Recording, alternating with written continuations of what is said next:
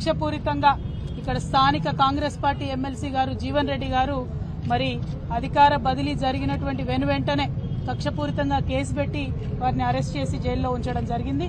30 ఏండ్లలో జీవన్ రెడ్డి గారి హయాంలో ఎన్నడూ జరగనటువంటి అభివృద్ధి బీఆర్ఎస్ పార్టీ మా డాక్టర్ సంజయ్ అన్న గారు గెలిచిన తర్వాత, కొప్పుల ఈశ్వరన్న గారు మినిస్టర్ అయినాక, కేసీఆర్ గారు సీఎం అయినాక హబ్సీపూర్ గ్రామంలో అంత అభివృద్ధి మనం చేసుకోవడం జరిగింది.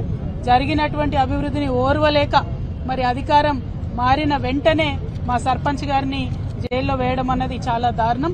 కక్షపూరితంగా ఇట్లా జీవన్ రెడ్డి గారు మా కార్యకర్తల పైన కేసులు పెట్టడాన్ని మేము చూస్తూ ఊరుకోం.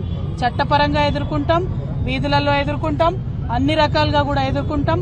ప్రజలకు రాజకీయంగా మీరు చేస్తున్నటువంటి అంశాలన్నింటినీ కూడా ఎప్పటికప్పుడు వివరించి చెప్తామని కూడా ఈ సందర్భంగా తెలియజేస్తా ఉన్నాను. చాలా సీనియర్ నాయకులు జీవన్ రెడ్డి గారు కాంగ్రెస్ పార్టీ అధికారంలోకి రావాలి అన్నారు. మరి అంతకుముందు కాంగ్రెస్ పార్టీ అధికారంలో లేనప్పుడు, బీఆర్ఎస్ పార్టీ అధికారంలో ఉన్నప్పుడు ఫ్రెండ్లీ పోలీసింగ్ పేరుతోని ప్రజలను పువ్వుల్లో పెట్టుకొని చూసుకోవడం జరిగింది. ఏ పార్టీ కార్యకర్తలైనా వారి మీద రాజకీయ పరంగా మేము పోరాటం చేసినాం తప్పితే చట్టాన్ని వాడుకొని, పోలీసులను వాడుకొని ఇట్లా ఎప్పుడు కక్ష తీర్చుకోలేదు. ఇది కాంగ్రెస్ రాజ్యమా, కాకీల రాజ్యమా అనే విధంగా ఇవాళ రాష్ట్రమంతా కూడా వ్యవహారం నడుస్తా ఉన్నది.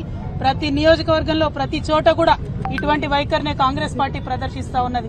కాకపోతే జీవన్ రెడ్డి గారికి మేము హితవు చెప్తా ఉన్నాం, ఇటువంటి వైఖరి ఎక్కువ రోజులు నిలబడదు, ప్రజలు తిరగబడతారు. ఇప్పుడు మీరు వాగ్దానం చేసినటువంటి అమలు చేసేటటువంటి ప్రయత్నం చేయండి. మీరు అలవి కాని వాగ్దానాలు చేసి అధికారంలోకి వచ్చినారు, వాటిని అమలు చేయండి, ప్రజల కోసం పనిచేయండి. కానీ ఇతర పార్టీ నాయకులు, కార్యకర్తల మీద కక్షపూరితంగా వ్యవహారం చేస్తే ప్రజలే దాన్ని తిప్పికొడతారు. తెలంగాణ ప్రజలందరికీ కూడా వినమ్రంగా మేము విజ్ఞప్తి చేస్తా ఉన్నాం.